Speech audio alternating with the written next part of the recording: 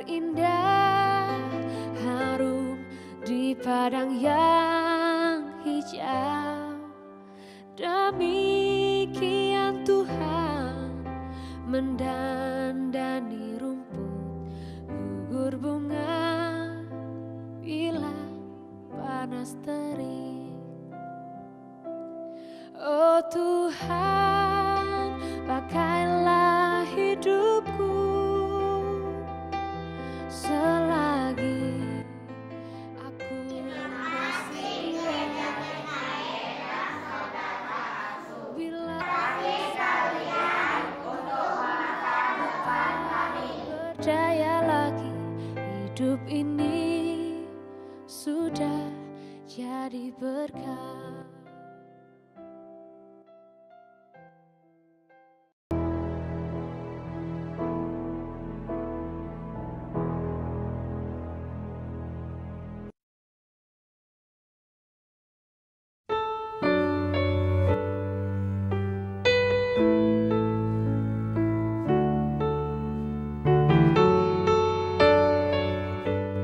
Shalom jemaat yang saya kasih dalam Tuhan Yesus. Selamat datang di ibadah live streaming GKI Karawaci. Mari kita mempersiapkan hati kita untuk beribadah kepada Tuhan yang Maha Kudus, karena hanya Dia layak disembah dan dipuji. Karena Dialah Allah Kudus, Allah yang kita muliakan sampai selama-lamanya. Selamat beribadah, Tuhan Yesus memberkati. 弟兄姐妹们平安，欢迎你们来参与基督耶稣教会卡拉瓦基堂会在网上主日崇拜。我们来预备心来敬拜他，因为他是圣洁的，是配得我们的敬拜，一切荣耀都归给他。祝大家敬拜快乐，愿上帝赐福你们。 Selamat pagi, jemaat yang terkasih dalam Tuhan Yesus Kristus. Sungguh suatu kebahagiaan bagi kita boleh kembali diundang dan memenuhi undangan dari Tuhan Allah kita untuk kita boleh berbakti, boleh memuji namanya dan juga mendengarkan firman-Nya. Kita juga bersuka cita karena sudah 2 minggu ini kita sudah mengadakan ibadah secara terbatas di gedung gereja, dan kita juga boleh tetap beribadah juga di rumah bagi jemaat yang mengikuti ibadah ini secara online. Pagi hari ini kita akan mengikuti ibadah dengan tema hidup sebagai orang yang beribadah yang akan dibawakan oleh Bapak Pendeta Suhartono Kon. Mari kita menyiapkan hati dan pikiran kita untuk kita mengikuti ibadah saat ini. Mari kita bangkit berdiri, saudara-saudara. Kita masuk dalam saat teduh.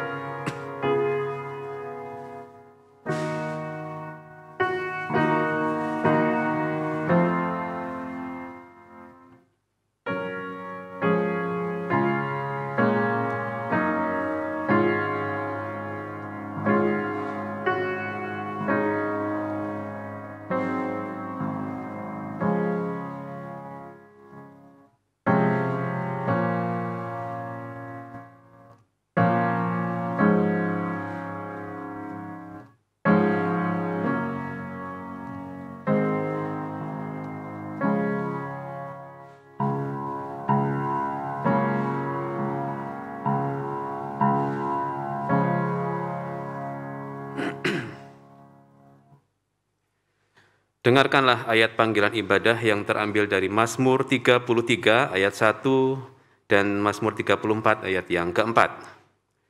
Bersorak-soraklah, hai orang-orang benar dalam Tuhan, sebab memuji-muji itu layak bagi orang-orang jujur.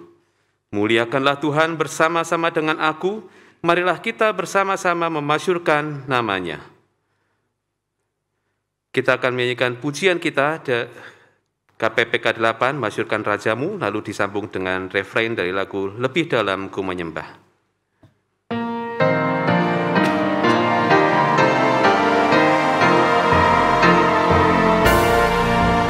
Masyurkan Rajamu dan sembah Dia.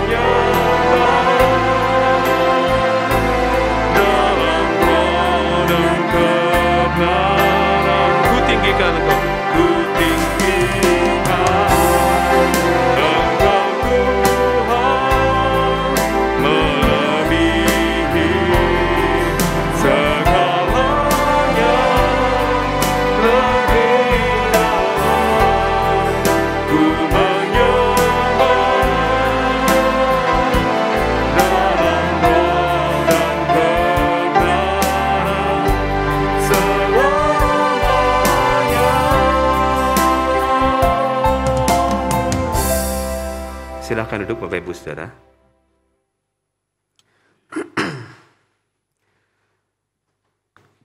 Tuhan begitu mulia, Tuhan begitu berkuasa, dan Tuhan juga begitu mengasihi kita. Oleh karena itu kita tadi menyanyikan puji-pujian bagi keagungan namanya.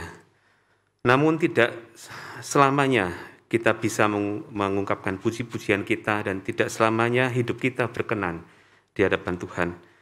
Seringkali kita masih bergumul juga di dalam dosa-dosa kita masih jatuh di dalam kesalahan-kesalahan dan keberdosaan, sehingga kita tidak memuji, tidak meninggikan Tuhan, tapi justru mendukakan hatinya. Dengarkanlah firman Tuhan yang terambil dari Mazmur 79 ayat yang ke-9. Tolonglah kami ya Allah penyelamat kami, demi kemuliaan nama-Mu lepaskanlah kami dan ampunilah dosa kami oleh karena nama-Mu. Mari kita datang menghadap hadirat Tuhan dengan kerendahan hati, kita memohon pengampunan dosa bagi dosa-dosa kita. Kita nyanyikan pengakuan dosa kita dari KPPK 216, Kupandang salib-Mu.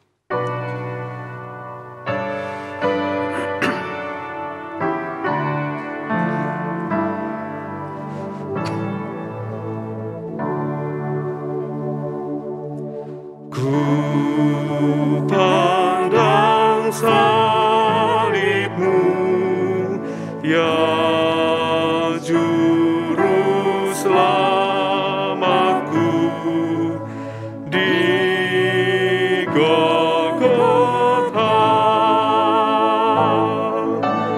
Dengarlah doaku, hapuskan dosaku.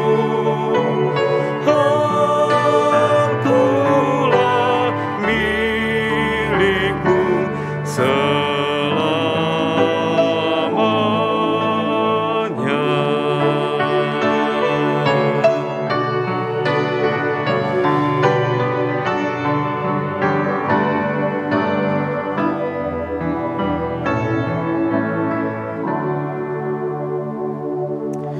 Kau beri rahmat berkat padaku yang lemah dan berduka. Kasih salib-Mu lah sumber anugerah, cintaku padamu selamanya.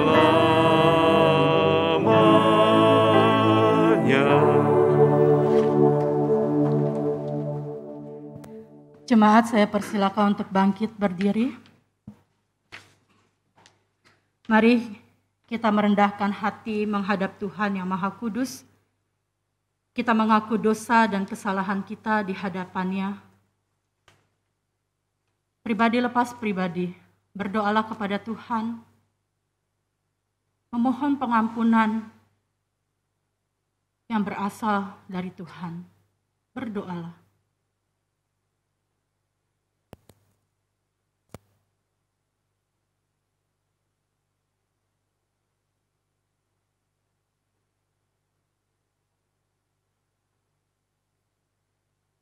Kami memohon ampun kepadamu, ya Tuhan.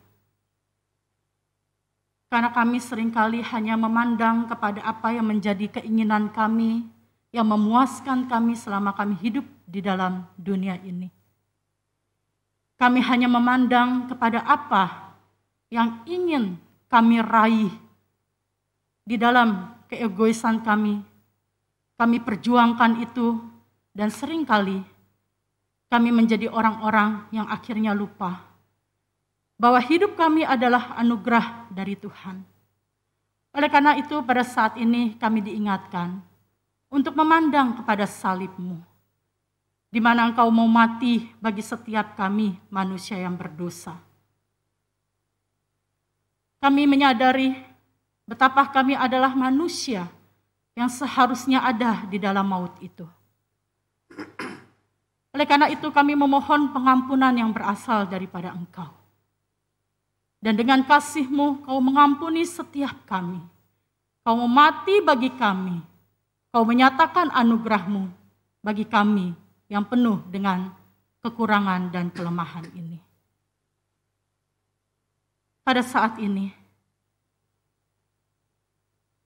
kami sungguh menyatakan bahwa anugerah-Mu telah kami terima, dan itu karena kebaikan-Mu. Kau menyelamatkan kami, Kau menghapus dosa-dosa kami. Oleh karena itu biarlah di dalam kehidupan ini, kami terus mau memandang kepada Engkau. Kami terus mau memfokuskan, mengarahkan hati dan hidup kami hanya kepada Engkau. Sehingga kami diingatkan bahwa hidup ini hanyalah sementara. Oleh karena itu apa yang kami lakukan selama kami di dalam dunia ini, biarlah kami terus mengingat bahwa kami melakukannya untuk menyenangkan hati-Mu. Dan sebagai respon ucapan syukur yang senantiasa kami mau persembahkan yang terbaik di hadapan Engkau melalui hidup kami ini. Terima kasih ya Bapa, kami menyerahkan hidup kami ke dalam tangan Engkau, dan melalui pertolongan dari Allah Roh Kudus, biarlah memampukan kami, menguatkan dan menghibur setiap kami di dalam mengarungi kehidupan ini. Hanya di dalam satu nama Tuhan kami Yesus Kristus, kami telah berdoa. Amin. Jemaat dipersilakan untuk duduk kembali. Janji pengampunan dosa yang terdapat di dalam Kisah Para Rasul pasal 10 ayat yang ke-43. Tentang Dialah semua nabi bersaksi bahwa barang siapa percaya kepadanya, ia akan mendapat pengampunan dosa oleh karena namanya.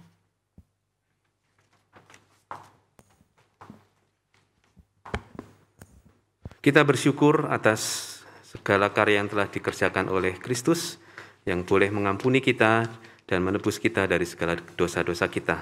Kita nyanyikan pujian syukur kita KPPK 77 bait yang kedua. Puji Yesus.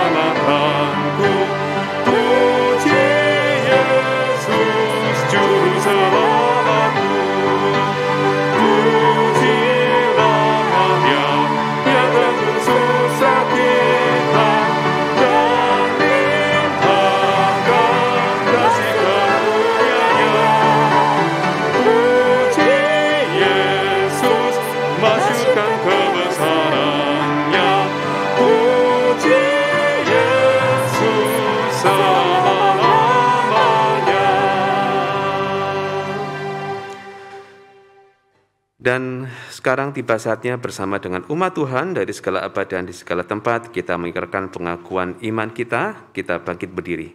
Mari kita boleh bangkit berdiri. Kita mengucapkan pengakuan iman rasuli demikian. Aku percaya kepada Allah, Bapa yang Maha Kuasa, Khalik langit dan bumi, dan kepada Yesus Kristus, anaknya yang tunggal Tuhan kita, yang dikandung daripada Roh Kudus, lahir dari darah Maria, yang menderita sengsara di bawah pemerintahan Pontius Pilatus, disalibkan, mati dan dikuburkan, turun ke dalam kerajaan maut. Pada hari yang ketiga, bangkit pula dari antara orang mati, naik ke surga, duduk di sebelah kanan Allah, Bapa yang Maha Kuasa, dan dari sana ia akan datang untuk menghakimi orang yang hidup dan yang mati. Aku percaya kepada Roh Kudus, gereja yang kudus dan am, persekutuan orang kudus, pengampunan dosa, kebangkitan tubuh, dan hidup yang kekal. Amin. Silakan duduk kembali Bapak Ibu Saudara. Kita akan menyaksikan sebuah video singkat mengenai lagu yang akan kita nyanyikan sebagai Hymn of the Month. Kami persilahkan.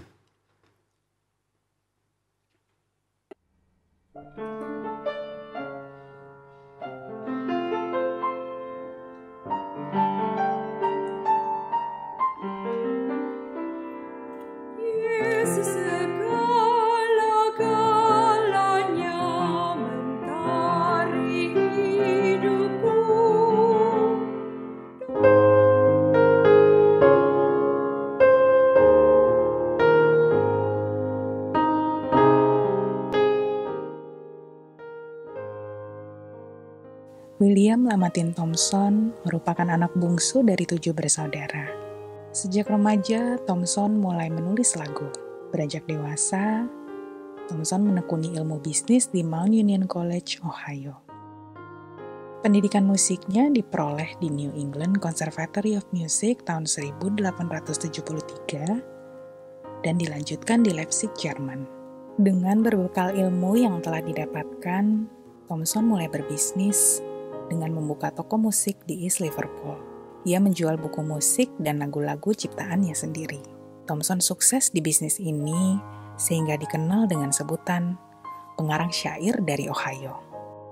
Suatu hari, Thompson menghadiri kebaktian kebangunan rohani Dwight L. Moody. Roh Kudus menggerakkan hati Thompson untuk mendedikasikan dirinya dengan menulis dan mempublikasikan lagu-lagu rohani saja.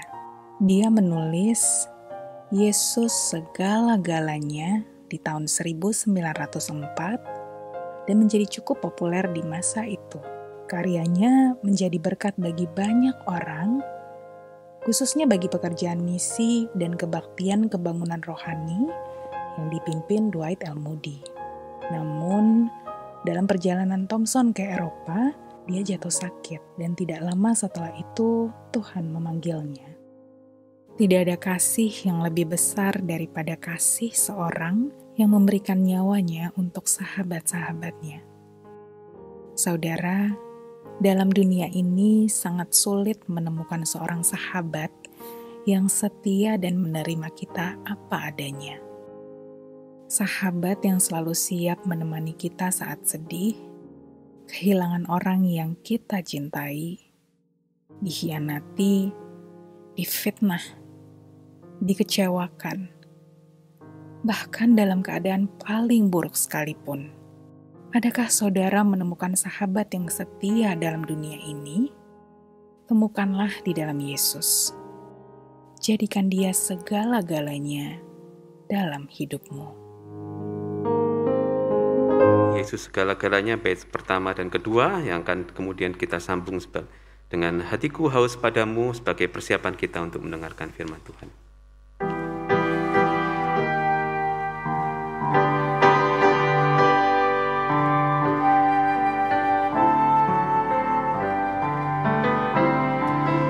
Yesus segala-galanya, mentari hidupku,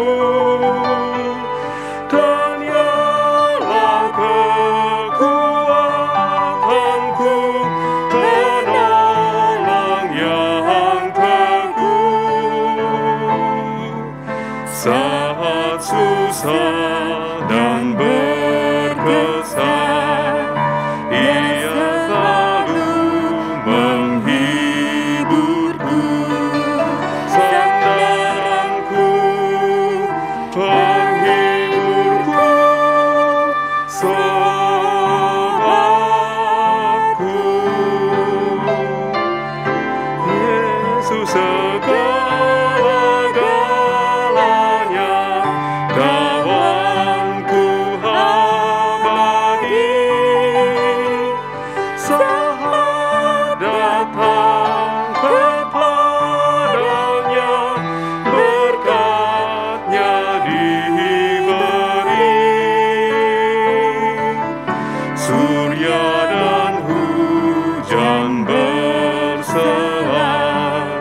hasil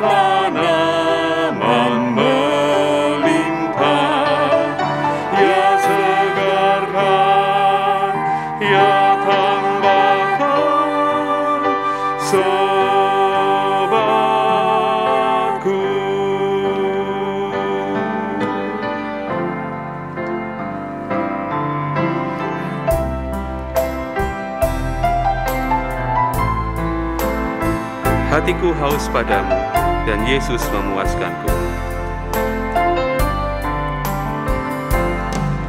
Hatiku haus padamu, Yesus memuaskanku. Lebih lagi setiap hari ku rindu kau lebih lagi, Yesusku. Hatiku haus, hatiku haus padamu, Yesus memuaskanku. Lebih lagi setiap hari ku rindu kau lebih lagi, Yesusku.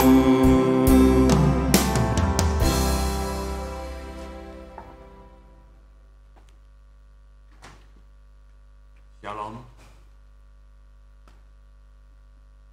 Selamat pagi saudara. Kita akan bersama-sama merenungkan sebuah tema, yaitu hidup sebagai orang yang beribadah.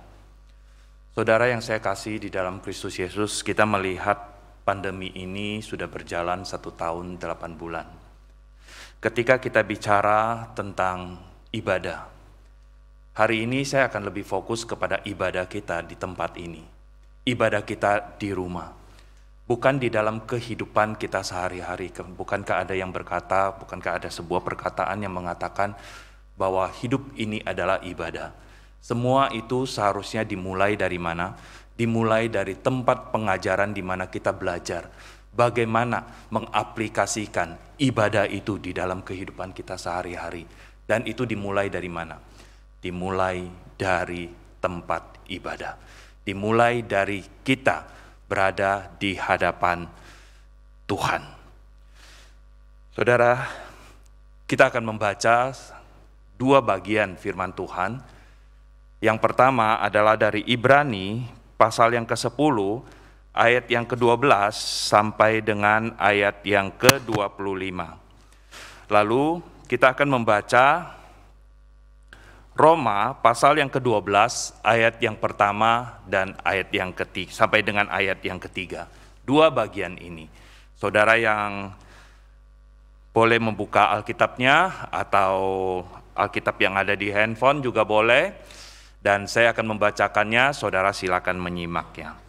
Ibrani pasal 10 ayat 19 sampai dengan 25. Jadi, saudara-saudara, oleh darah Yesus kita sekarang penuh keberanian dapat masuk ke dalam tempat kudus, karena Ia telah membuka jalan yang baru dan yang hidup bagi kita melalui tabir, yaitu dirinya sendiri. Dan kita mempunyai seorang imam besar sebagai kepala rumah Allah. Karena itu, marilah kita menghadap Allah dengan hati yang tulus ikhlas dan keyakinan iman yang teguh. Oleh karena hati kita telah dibersihkan dari hati nurani yang jahat, dan tubuh kita telah dibasuh dengan air yang murni. Marilah kita teguh berpegang pada pengakuan tentang pengharapan kita, sebab Ia yang menjanjikannya setia. Dan marilah kita saling memperhatikan supaya kita saling mendorong dalam kasih dan dalam pekerjaan baik. Janganlah kita menjauhkan diri dari pertemuan-pertemuan ibadah seperti dibiasakan oleh beberapa orang, tetapi marilah kita saling menasehati dan semakin giat melakukannya menjelang hari Tuhan yang mendekat. Bagian yang kedua, Roma pasal 12, ayat pertama sampai dengan ayat ketiga. Karena itu, saudara-saudara, demi kemurahan Allah, aku menasihatkan kamu supaya kamu mempersembahkan tubuhmu sebagai persembahan yang hidup, yang kudus, dan yang berkenan kepada Allah. Itu adalah ibadahmu yang sejati. Janganlah kamu menjadi serupa dengan dunia ini, tetapi berubahlah oleh pembaharuan budimu, sehingga kamu dapat membedakan manakah kehendak Allah, apa yang baik, yang berkenan kepada Allah, dan yang sempurna. Berdasarkan kasih karunia yang dianugerahkan kepadaku, aku berkata kepada setiap orang di antara kamu, janganlah kamu memikirkan hal-hal yang lebih tinggi daripada yang patut kamu pikirkan, tetapi hendaklah kamu berpikir begitu rupa sehingga kamu menguasai diri menurut ukuran iman yang dikaruniakan Allah kepada kamu masing-masing. Mari kita berdoa, kita memohon pertolongan daripada Tuhan. Tuhan, kami telah membaca sebagian daripada firman-Mu. Kiranya Roh Kudus mula yang menolong setiap kami, baik yang berbicara maupun yang mendengar, agar kami sehati, agar kami mau belajar di hadapan-Mu, menundukkan diri kami, dan biarlah Roh Kudus yang boleh terus mengubahkan hidup kami. Berkati setiap kami ya Tuhan, pakai hamba-Mu di dalam segala keterbatasannya. Berkati jemaat-Mu yang ada di tempat ini maupun yang ada di rumah. Biarlah kami memiliki hati yang sungguh tertuju kepada Engkau. Di dalam pembelajaran firman Tuhan ini, di dalam nama Tuhan Yesus, kami berdoa. Amin. Saudara, di dalam perjanjian lama ada satu kejadian yang seperti demikian. Itu tercatat di dalam Yosua pasal yang ke-22, di mana di sana dicatat tentang suku yang 2,5 itu, yaitu suku Ruben, Gad, dan setengahnya, yaitu suku Manasye. Yang dimana mereka sebelum masuk ke dalam tanah Kanaan, mereka memilih untuk tinggal di seberang daripada tanah Kanaan, di seberang sungai Yordan. Sehingga setelah selesai perang, Yosua memerintahkan atau memberikan mereka untuk kembali ke tanah yang menjadi pusaka mereka, yang menjadi hak waris mereka. Ketika mereka pulang, itu berarti mereka jauh dari tanah Kanaan. Itu berarti mereka jauh dari Yerusalem. Sehingga mereka pun akan kesulitan, memiliki kendala ketika akan beribadah, ketika akan pergi ke Yerusalem untuk mempersembahkan korban ke mezbah Tuhan. Sehingga pada saat itu ada sebuah kejadian demikian. Mereka membangun sebuah mezbah, duplikat dari mezbah yang mereka lihat di Yerusalem. Dari mezbah yang mereka biasa lihat di kemah pertemuan Tuhan. Mezbah itu mereka arahkan ke Yerusalem. Mereka arahkan ke tanah Kanaan. Sehingga pada saat itu terjadi sebuah permasalahan di mana suku-suku yang ada di tanah Kanaan mereka marah. Kenapa mereka membangun mezbah? Mereka mau memberontak daripada Tuhan. Jikalau mereka memberontak daripada Tuhan, maka Tuhan akan menurunkan murkanya bukan hanya bagi 2,5 suku itu, tetapi bagi seluruh kelompok daripada suku Israel. Sehingga mereka pergi ke sana, mereka menemui tua-tua di sana dan mereka berbicara. Setelah dijelaskan tujuan daripada membuat mezbah itu, sederhana sekali, saudara. Sangat sederhana. Tujuannya bukan untuk memberikan persembahan korban di atas mezbah itu, tetapi tujuan daripada mereka membangun mezbah itu adalah supaya mereka ketika melihat mezbah itu, mereka ingat akan Tuhan, mereka ingat akan pertolongan Tuhan, mereka ingat akan pemeliharaan Tuhan. Dan jikalau mereka sudah tidak ada, anak cucu mereka ketika melihat mezbah itu, anak cucu mereka juga memiliki sebuah bukti bahwa mereka adalah bagian dari 9,5 suku yang ada di tanah Kanaan. Lalu ada sebuah cerita lagi, saudara. Di dalam kisah tentang Daniel, saya yakin kita semua sangat suka sekali dan sangat mengerti bagaimana kehidupan daripada Daniel, bagaimana kehidupan bersama dengan ketiga temannya. Saudara, di dalam Daniel pasal 6, di sana dicatat satu hal demikian.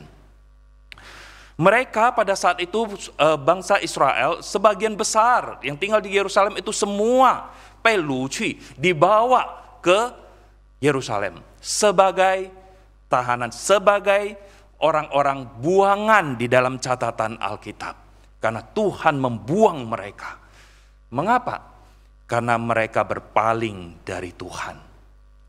Padahal mereka ada di tanah pusaka, di mana di sana ada rumah Tuhan, ada mezbah Tuhan. Satu hal yang menarik adalah di dalam Daniel 6 itu dicatat apa, saudara? Di sana dicatat bahwa kamar atas Daniel, kamar atasnya ada tingkap-tingkap yang terbuka. Kalau terbuka begitu saja itu biasa, saudara. Ya, bisa untuk udara, sirkulasi udara, bisa untuk masuk cahaya, tetapi di sana dikatakan bahwa tingkap-tingkap itu menghadap ke Yerusalem. Ini bukan sebuah kebetulan. Apakah memang tempat tinggal daripada Daniel yang ditaruh di situ memang sudah ada tingkap-tingkap itu yang menghadap ke Yerusalem? Saya yakin tidak. Ini menjadi sebuah bentuk persiapan daripada Daniel. Dia yang ada di tempat pembuangan, hatinya, pikirannya tetap ada di Yerusalem. Tetap ada di rumah Tuhan. Dimanapun dia berada. Dia mengarahkan, dia membuat tingkap-tingkap itu.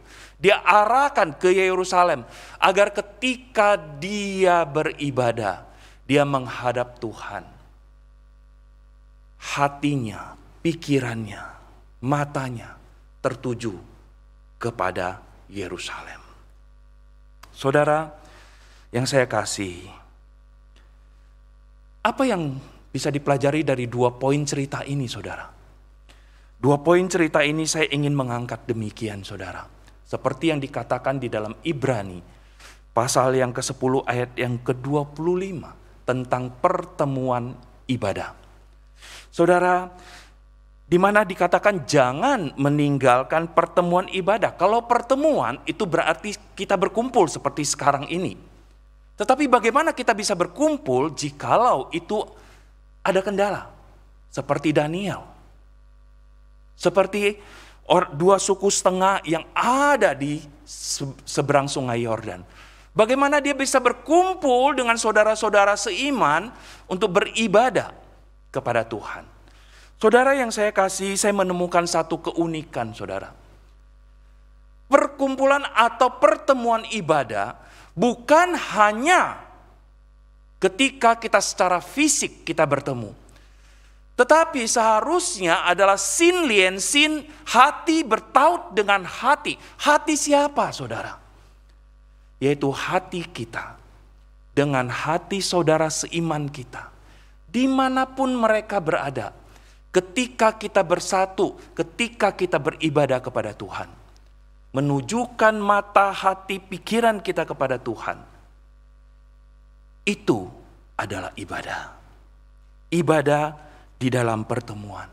Saudara yang saya kasih, saya ada 3 poin yang ingin saya bagikan.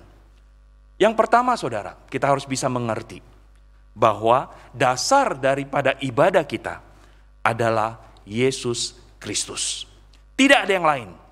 Dasar daripada ibadah kita adalah Yesus Kristus.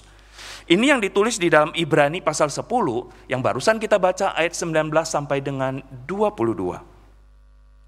Di sana dikatakan bahwa Yesus, dia telah membuka jalan yang tadinya tidak semua orang boleh menghampiri ke mezbah Tuhan.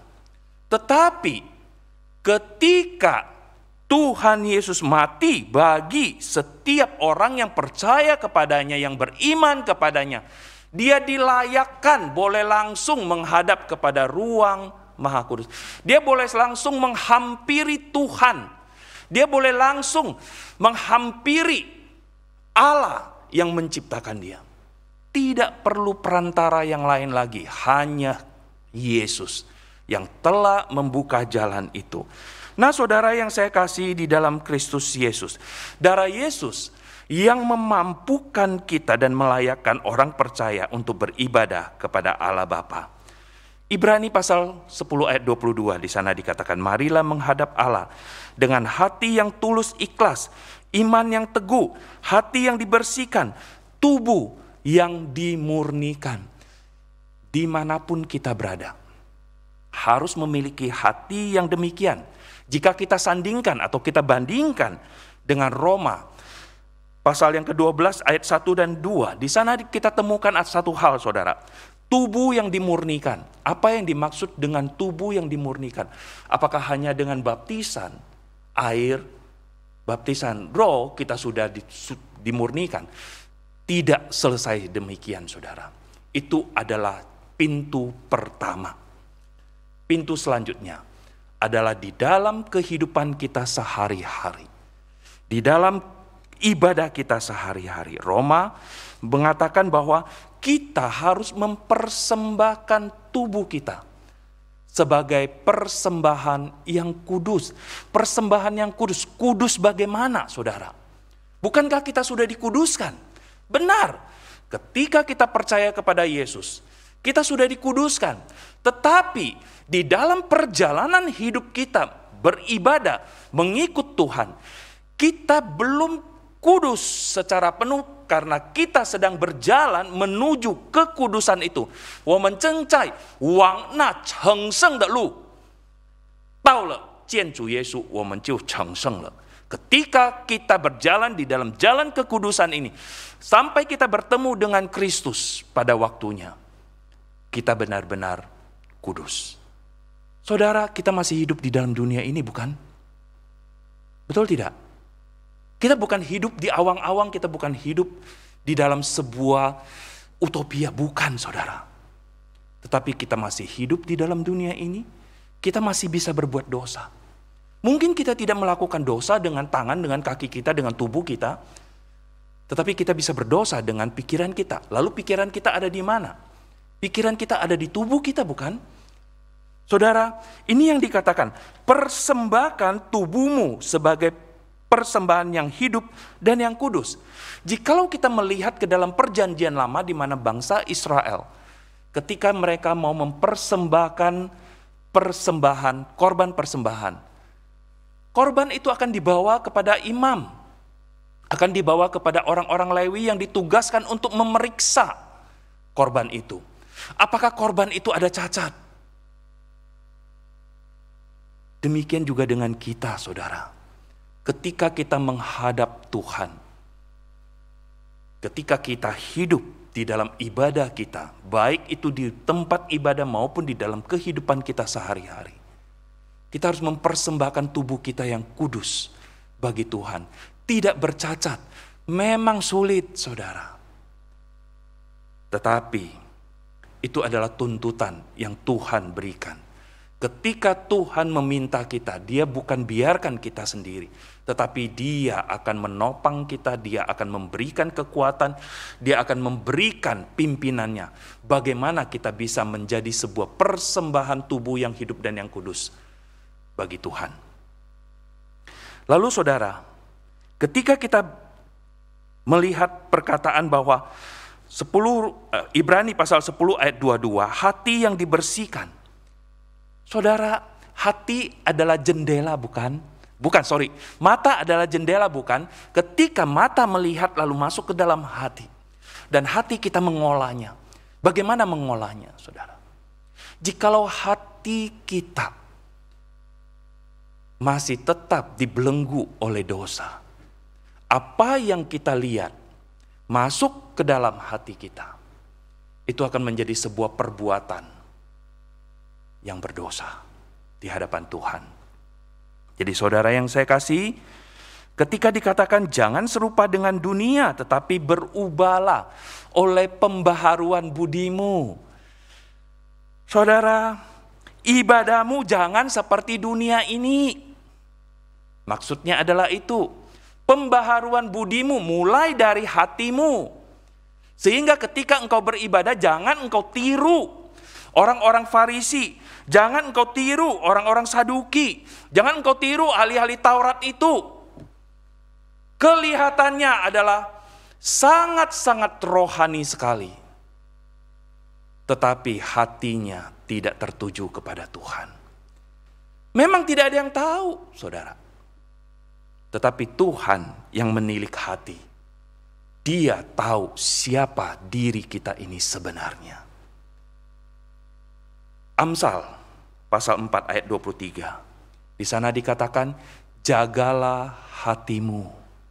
Jagalah hatimu dengan segala kewaspadaan, karena dari situlah terpancar kehidupan.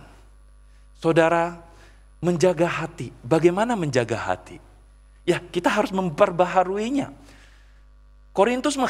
Paulus mengatakan di dalam Korintus bahwa ketika kita percaya kepada Tuhan, kita adalah ciptaan baru.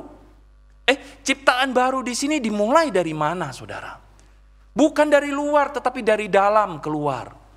Ketika kita mendengar firman Tuhan, lalu kita melakukannya tetapi tidak dengan hati, itu adalah munafik, saudara.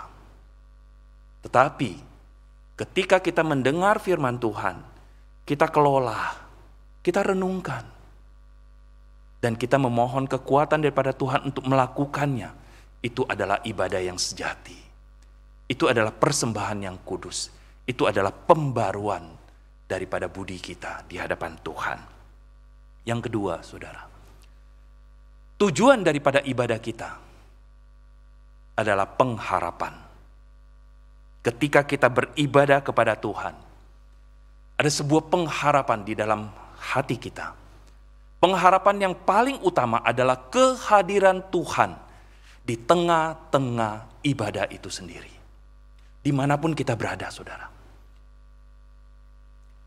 Jikalau kita beribadah dan kita memiliki sebuah pengharapan Tuhan hadir, lalu bagaimana sikap kita? Saudara yang saya kasih di dalam Kristus Yesus,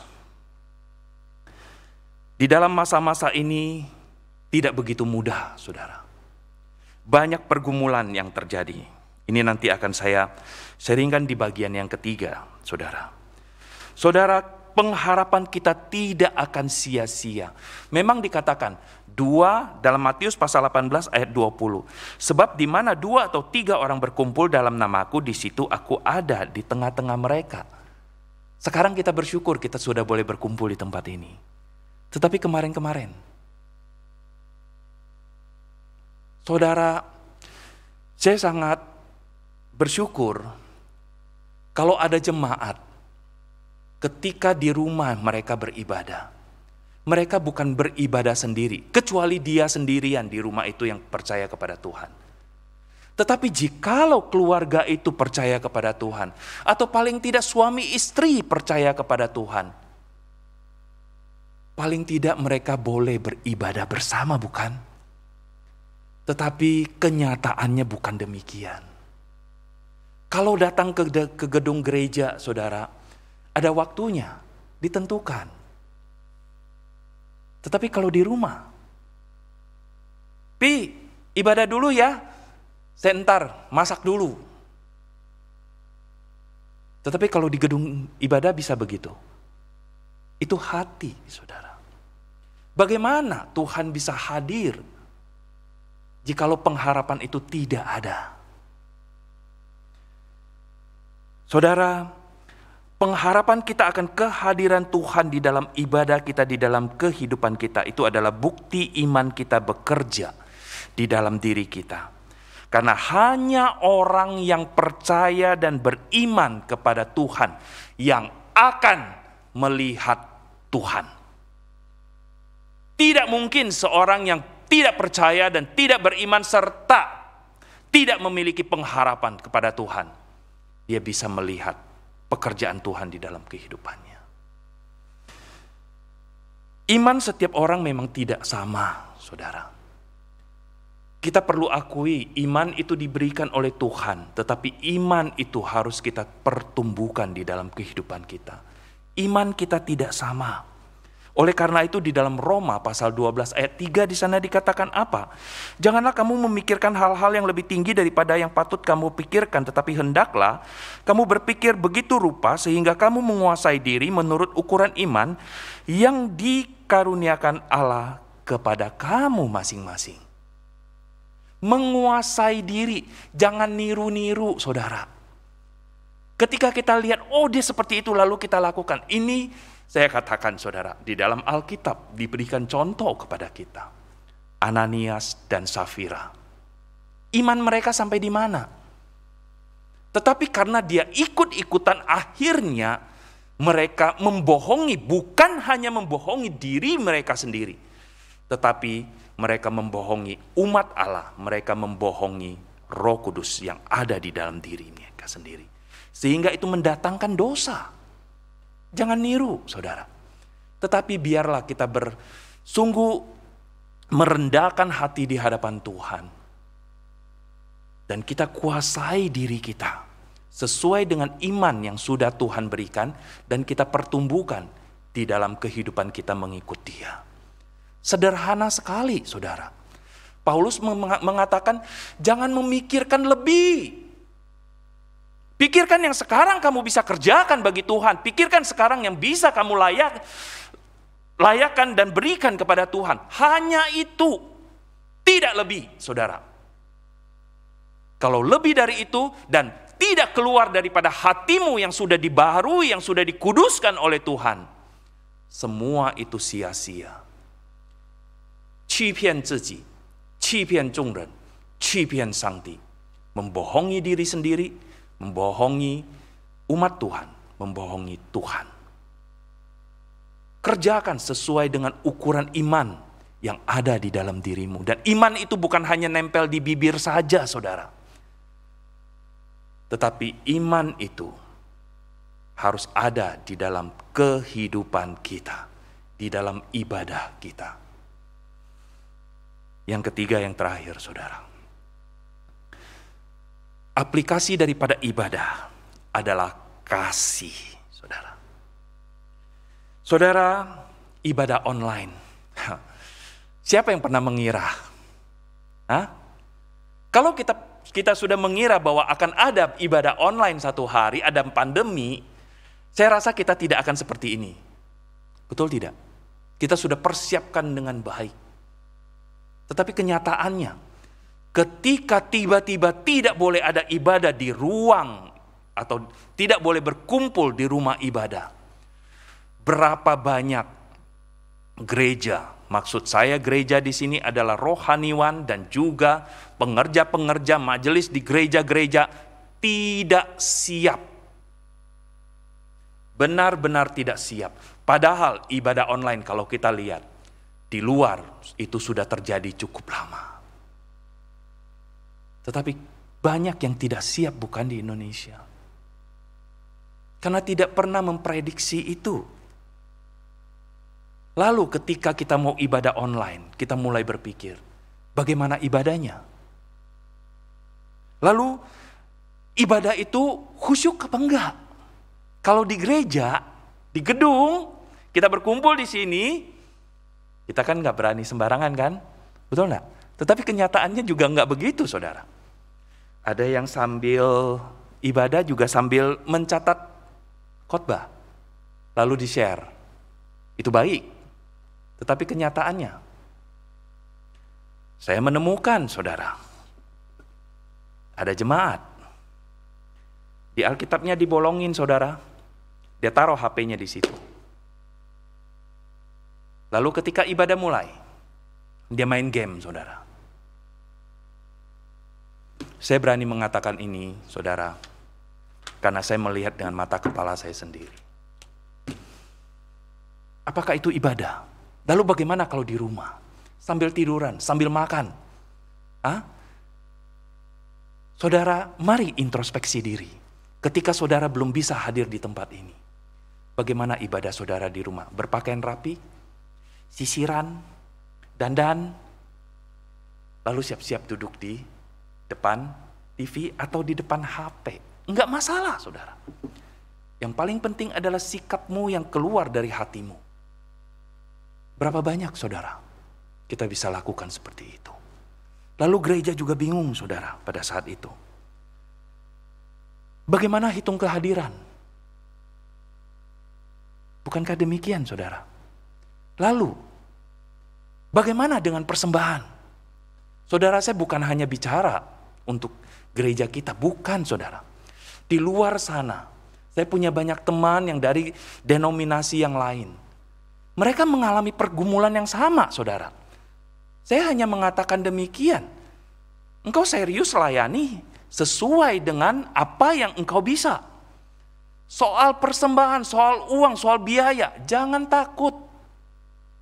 Saya orang misi, saudara. Tuhan pasti sediakan. Amin gak, saudara? Tuhan tidak pernah berhutang jikalau hati kita berharap kepada Dia. Saudara yang saya kasih di dalam Kristus Yesus. Di dalam buku nyanyian PPP, kalau dulu PPK sebelum KPPK yang sekarang, saudara. Di belakangnya ada satu bundel itu namanya PPP, Puji-Pujian Pemuda. Di lagu nomor 104. Saudara, di sana dikatakan demikian. Ni ro bu yakan lan cheng zha, ta jiu bu neng cheng you. Buah zaitun, saudara. Kalau tidak ditekan, tidak akan mengeluarkan minyak.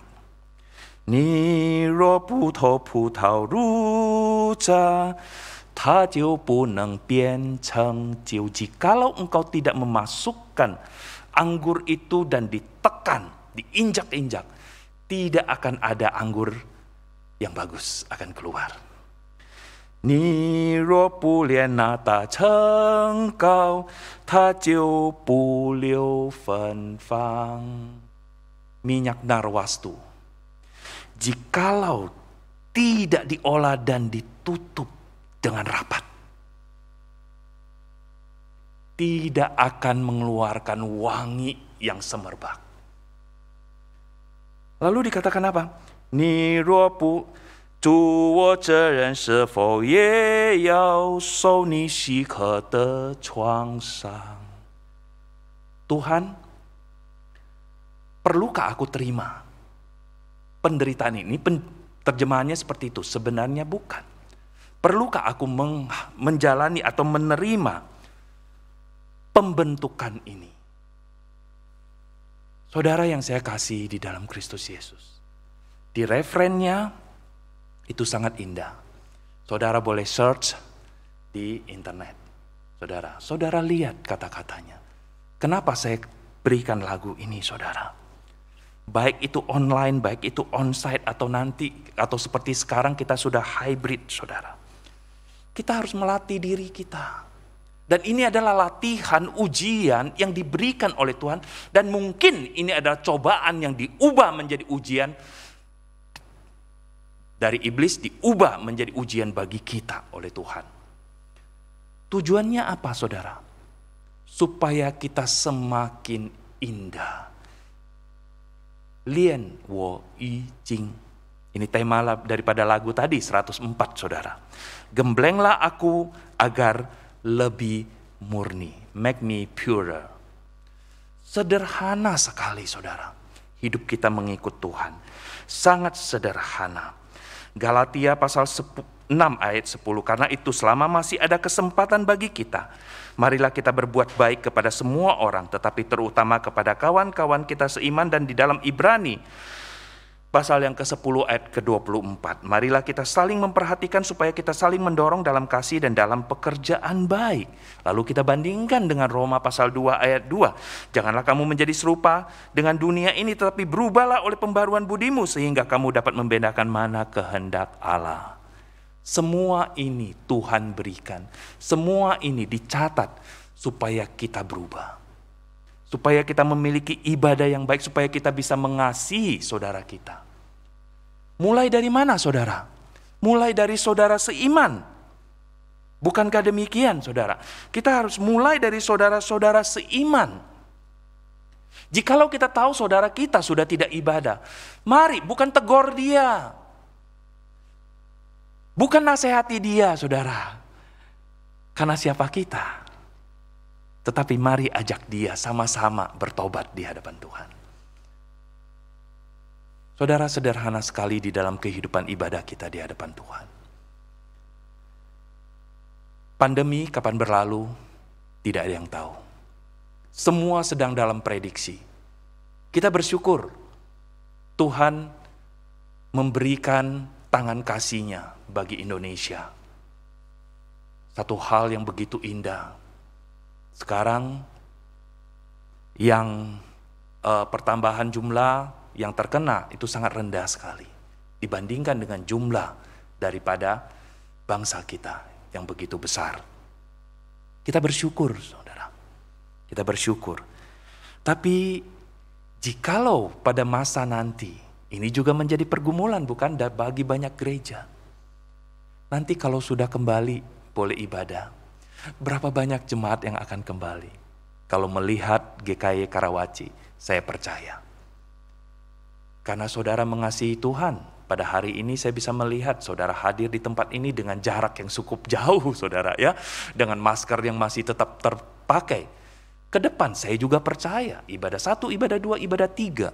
Jikalau saudara menjadi saksi, jikalau saudara membagikan pengharapan saudara bagi saudara-saudara yang lain, mereka juga akan kembali beribadah kepada Tuhan. Mulai juga dari mana? Mulai dari rumah, saudara. Jikalau sekarang ini saudara hanya ibadah sendirian, padahal ada pasanganmu yang juga sudah percaya kepada Tuhan dan dia sibuk dengan urusan dia sendiri dan katanya dia akan ibadah pada sore hari. Ajak dia, tunggu saudara. Ada satu keluarga saudara.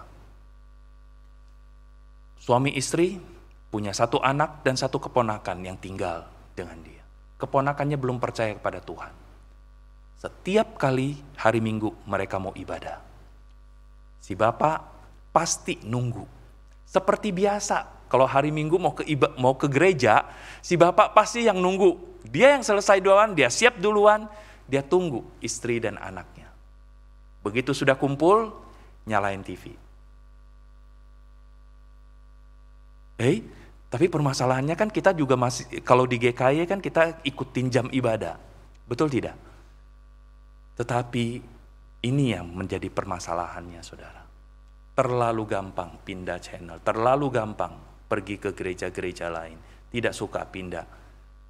Tetapi, jikalau kita memiliki hati yang sungguh kepada Tuhan, hati yang beribadah dan mempersembahkan diri kita sebagai persembahan yang kudus, yang hidup bagi Tuhan, kita akan mengikuti di mana Tuhan mau kita beribadah. Dan kita akan lakukan itu dengan hati yang benar di hadapan Tuhan. Amin, saudara. Mari kita berdoa. Ini kami di hadapan-Mu ya Tuhan. Engkau adalah alasan kami beribadah. Biarlah Tuhan, dimanapun kami beribadah, hati kami tertuju kepada Engkau dan kami tetap memelihara kekudusan hidup kami di hadapan-Mu. Bukannya hanya hati kami, tetapi juga tubuh kami. Tuhan tolong, Tuhan berkati setiap kami. Berikan kami kekuatan untuk terus mentaati Engkau. Ajar kami untuk memiliki pengharapan yang tidak berputus daripada Engkau. Hingga kami boleh bertemu muka dengan Engkau. Di dalam masa ini, latihlah kami, bentuklah kami, gemblenglah kami, agar kami semakin indah di hadapan-Mu. Berkati jemaat GKY Karawaci atau setiap orang yang mengikuti ibadah pada pagi hari ini. Biarlah Tuhan berkat-Mu boleh senantiasa menyertai mereka, meneguhkan mereka sebagai anak-anak yang mempermuliakan Engkau. Di dalam nama Tuhan Yesus kami berdoa. Amin. Tuhan berkati saudara.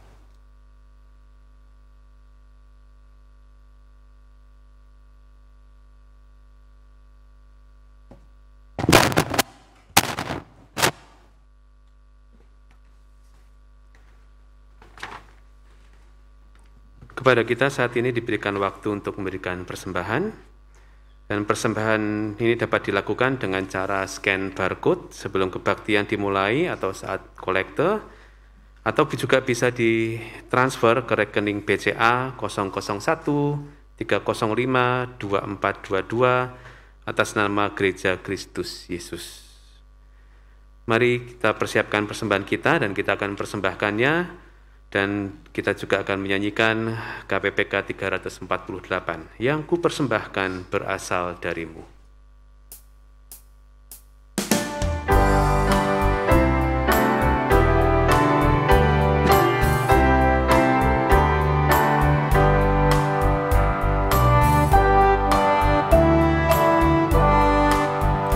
Yang ku persembahkan berasal darimu, ku sembahkan kepadamu, ku jadi hamba-Mu.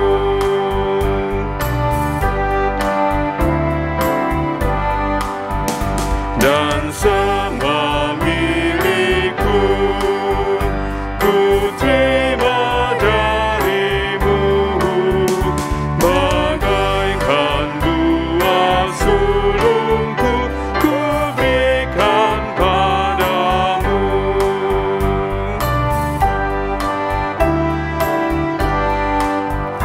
Tuhan peliharaku dan ku dikuatkan, ku giat melayanimu, muliakan nama-Mu. Kita persembahkan persembahan kita di dalam doa. Mari kita berdoa. Bapa kami yang ada di dalam kerajaan surga yang mulia, terima kasih Bapa atas firman yang Kau berikan kepada kami pada pagi hari ini, yang mengajarkan kami Bapa supaya kami boleh beribadah di dalam setiap saat kehidupan kami Bapa. Kami terus menunjukkan hati pikiran kami Bapa selalu kepadamu saja, sehingga setiap saat kami boleh memuliakan nama-Mu. Saat ini pun Bapa kami boleh mempersembahkan sedikit dari apa yang kami punyai, yang tidak lain adalah dari berkat-berkat-Mu saja ya Bapa.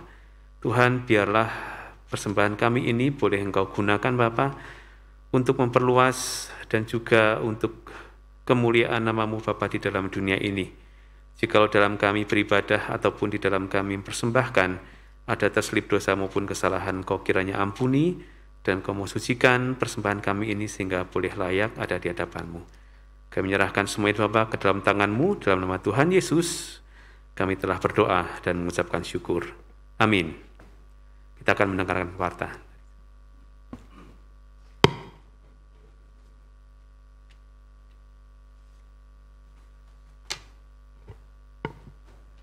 Saudara, kita bersyukur kepada Tuhan untuk hari ini kita bisa beribadah bersama-sama, baik yang ada di gedung gereja dalam ibadah terbatas, demikian juga Bapak Ibu yang ada di rumah.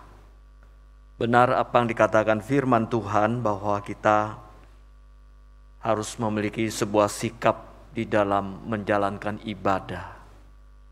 Sudah 1 tahun 8 bulan, bagaimana sikap kita di dalam setiap kali lakukan ibadah. Biarlah firman Tuhan pada hari ini sungguh bisa mengingatkan kepada kita, mendorong kita untuk memiliki sebuah sikap yang benar ketika kita beribadah kepadanya. Saya mewakili majelis mengucap terima kasih kepada Pendeta Suhartono Kon yang sudah menyampaikan firman Tuhan. Kiranya Tuhan memberkati pelayanannya. Saudara, sehubungan dengan pelayanan di tempat ini, ada beberapa hal yang ingin saya sampaikan buat saudara. Yang pertama, Rabu 13 Oktober mengundang untuk kita bisa bersama-sama beribadah dalam kebaktian doa. Kemudian Minggu 17 Oktober ada kebaktian Komisi Anak kelas 5, 6, dan 7 yang diadakan melalui Zoom pada jam 9 pagi. Ada meeting ID-nya, ada passcode-nya, saudara bisa melihat sendiri. Saudara, sehubungan dengan kebaktian untuk anak-anak. Saudara, kalau orang dewasa saja bisa tergoda, terganggu oleh begitu banyak hal, apalagi anak dalam usia. Saya berharap bahwa orang tua, kalau ingin anak kita punya kerohanian yang baik. Saudara, orang tua harus membayar harga. Orang tua harus memberikan sebuah pendampingan yang baik buat anak-anak kita. Jangan biarkan dia sendiri. Dampingi dia, saudara. Dan saya berharap bahwa untuk kebaktian Komisi Anak yang melalui Zoom jam 9 pagi bisa bersama-sama dengan orang tua.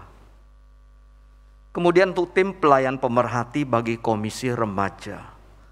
Saudara, saya menghubungkan kembali supaya saudara bisa melihat sebuah tim pelayanan yang kita rasakan sangat perlu, bahwa di saat-saat ini orang membutuhkan perhatian. Orang disapa, orang diingatkan, orang didoakan dan sebagainya. Saudara, ini tim pemerhati remaja adalah Nicole Karina Tandiarta, ada Saudari kita Kartina, ada Novi Vanetta. Saudara, kami berharap bahwa kita yang punya anak remaja, selain kita juga mendorongnya dan juga bisa berkomunikasi dengan tim pemerhati ini, supaya anak-anak kita, saudara, dalam masa-masa yang membutuhkan perhatian, jangan ditarik oleh dunia, saudara. Biar kita saling memperhatikan, saling mengingat satu dengan yang lainnya. Dan kami sekali lagi berharap bahwa orang tua juga bisa bekerja sama untuk anak-anak kita. Supaya anak-anak kita jangan sudah bergerak terlalu jauh, saudara. Kita baru lapor ke gereja, kita baru kasih tahu. Kita bisa jadi terlambat, saudara. Yang berikutnya adalah kelas pranikah. Ini untuk mereka yang ada perencanaan untuk menikah ya di tahun 2022. Jadi tahun depan, saudara, kelas bimbing pranikah ini akan dibuka di awal Januari.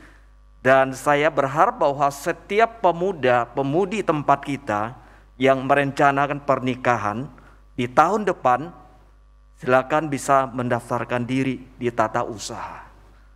Saudara, kelas ini dibuka supaya bisa bersama-sama mengikutinya. Jadi kelas ini cukup lama, saudara, supaya tidak tiba-tiba orang datang bilang mau mengikuti bimbingan pranikah, saudara. Itu bisa waktunya sempit sekali, dan saya berharap jauh-jauh hari bisa saudara mempersiapkan diri dengan baik. Kemudian yang berikutnya sehubungan dengan penelitian mengenai spiritualitas jemaat dan aktivis di gereja ini, saudara. Tim pembinaan akan melaksanakan penelitian mengenai spiritualitas jemaat dan aktivis di gereja kita dengan tujuan membangun dan mengembangkan pelayanan gereja ke depan, saudara. Selain itu, ada kuesioner yang akan dibagikan. Ini dapat berfungsi sebagai sarana ya untuk Bapak Ibu melakukan refleksi kerohanian pribadi. Seluruh data yang terkumpul akan bersifat konfidensial, artinya rahasia, dan akan diolah oleh bidang pembinaan GKY Karawaci dan bilangan Research Center.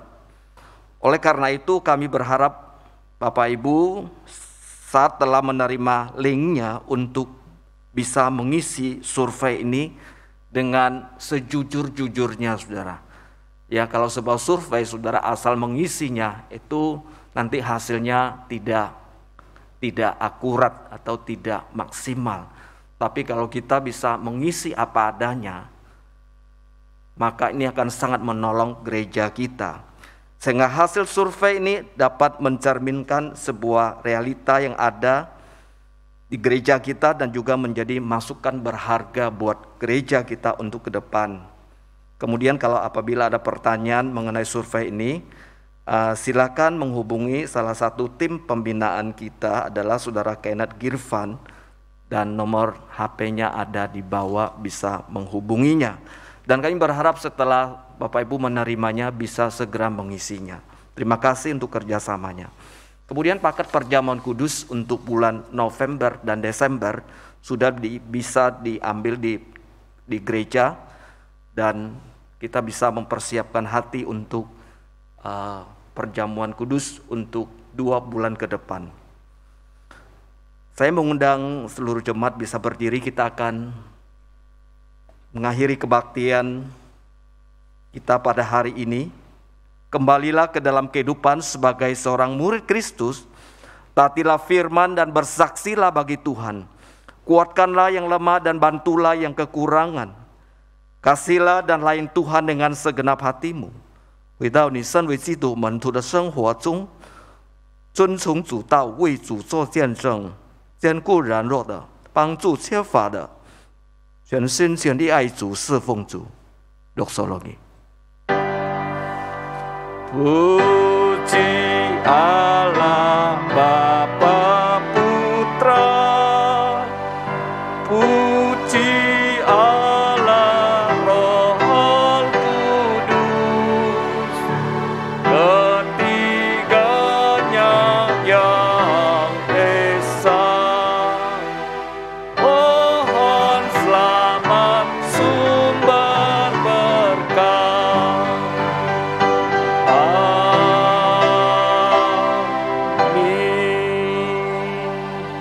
Saudara, ketahuilah bahwa Tuhan kita adalah Tuhan sumber segala berkat. Mari kita membuka hati kita dan kita menerima berkat Tuhan.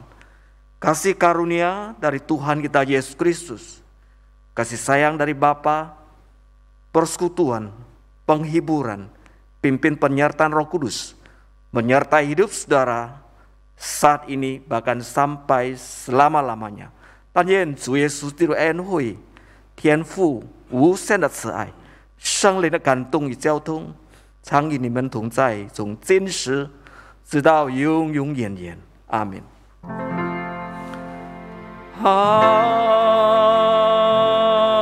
门。